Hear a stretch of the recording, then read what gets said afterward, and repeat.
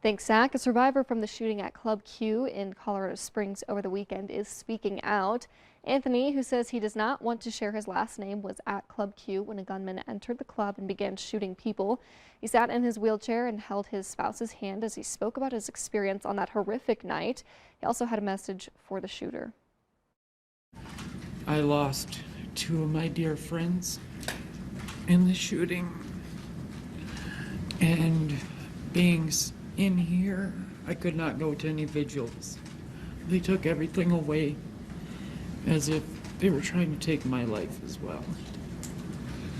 We had a safe space that we could all gather in, that we felt comfortable, and we always went back.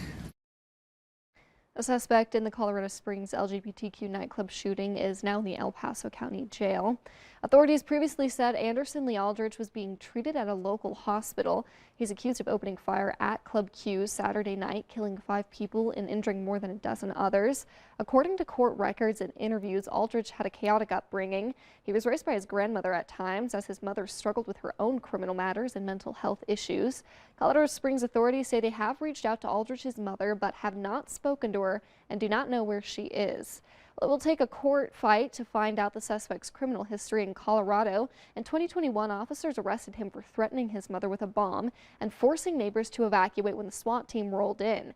This is edited video taken in 2021 in El Paso County. It shows Aldrich lugging a heavy suitcase inside a home where his mother rented a room. Observers speculate he'd filled it with explosives. He can also be heard saying, "Today I die," but even after the 2-hour standoff, prosecutors dropped the case. But the trouble is, you can't read a thing about that arrest or why it didn't go anywhere. That's because Aldrich's record is sealed thanks to a new state law.